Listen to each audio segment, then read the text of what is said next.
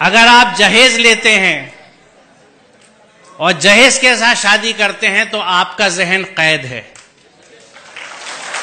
آزاد کریے.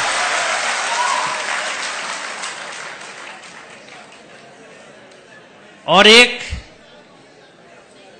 اگر آپ کی سمجھ میں آئے تو ایک بات سمجھانا چاہوں گا، کیونکہ شاید اس کو سننے کے بعد، بلکہ دو باتیں جن کو سننے کے بعد شاید آپ سسرال کے پیسے کی طرف نہ دیکھیں.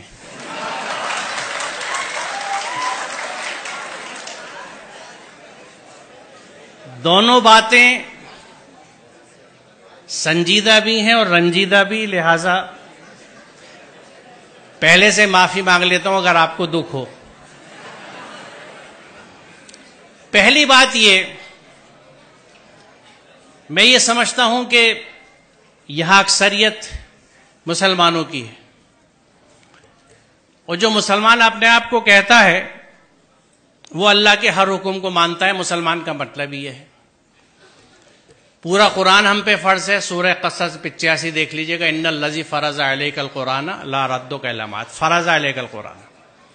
اسی قرآن میں جہاں خمر اور میسر سے ممانعت ہے، تو خمر کو تو ہم نے کہہ دیا کہ شراب، اور میسر کا ترجمہ کیا جوا، یہ حرام ہے، ان سے بچنے کا حکم ہے قرآن میں.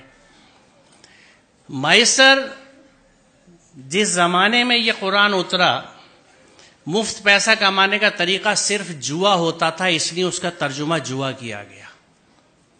میسر کا اصل معنی مفہوم ہے ایزی منی.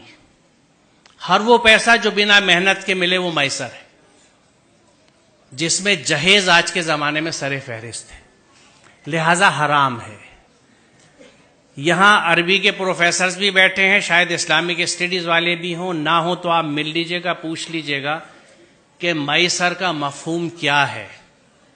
وہ پیسہ جو بنا محنت کے حاصل ہو، ہر طرح کا، اس میں جوا بھی ہے، سٹا بھی ہے، ریس بھی ہے، اس طرح کی اسٹاک مارکیٹس بھی ہیں جن کو سٹا ہی کہا جاتا ہے. یہ سب حرام ہے.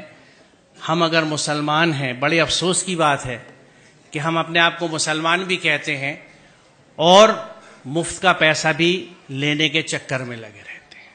اس ذہن سے آزاد ہونے کی ضرورت ہے. دوسری چیز، الحمدللہ بیٹا بھی پالا ہے اور بیٹی بھی پالی ہے. ذہن سمجھتا ہوں اولادوں کے، اور یہ سب میری بچی ہیں، ان کے اتنے ساتھ رہتا ہوں جیسے آپ بچوں کے ساتھ رہتا ہوں. کچھ آپ کے ذہنوں کو سمجھتا ہوں اور عرصے سے سمجھتا ہوں. آج کی بات نہیں ہے، 40 سال ہو گئے پڑھاتے ہوئے مجھے اور بچوں کے ساتھ رہتے ہوئے.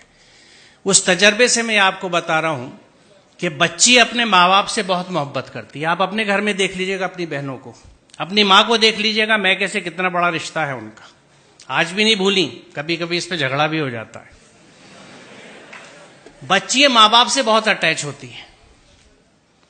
بچی کبھی اس بات کو نہیں بھولتی کہ اس رشتے کے لیے میرے ماں باپ نے کتنی تکلیف اٹھائی ہے اپنے سمدھانے کی ڈیمانڈز پوری کرنے کے لیے. جو بچی اس دکھ کے ساتھ آپ کے گھر میں آ رہی ہے، وہ آپ سے اور آپ کے گھر والوں سے کبھی سچی محبت نہیں کر سکتی. لکھ لیجیے.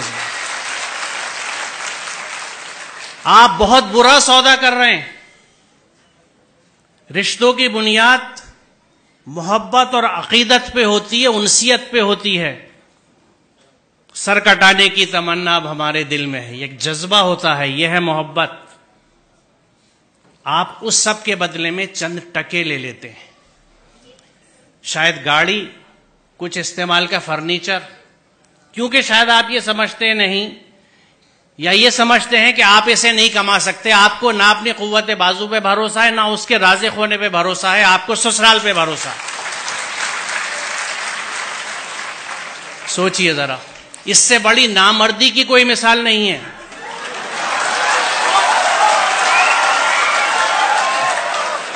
اور ہم کلیم کرتے ہیں کہ ہم مرد ہیں، مردانگی پہ لڑتے پھرتے ہیں. یہ کیسی مردانگی ہے کہ عورت کے گھر کے پیسے پہ آپ کھانا کھاتے ہیں، اس کا سامان لیتے ہیں. مجھے خوشی ہے کہ اتنے ویہمنٹلی آپ نے اس کنسپٹ کو ریسپونڈ کیا ہے اور مجھے یقین ہے کہ یہاں کے 90% بچے یقیناً اس پہ عمل کریں گے، کیونکہ جو جوش اور جذبہ آپ دکھا رہے ہیں. تو آج کی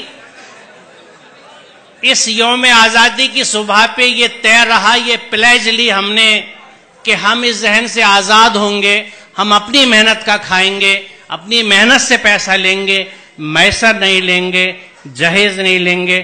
بہت شکریہ. خدا حافظ.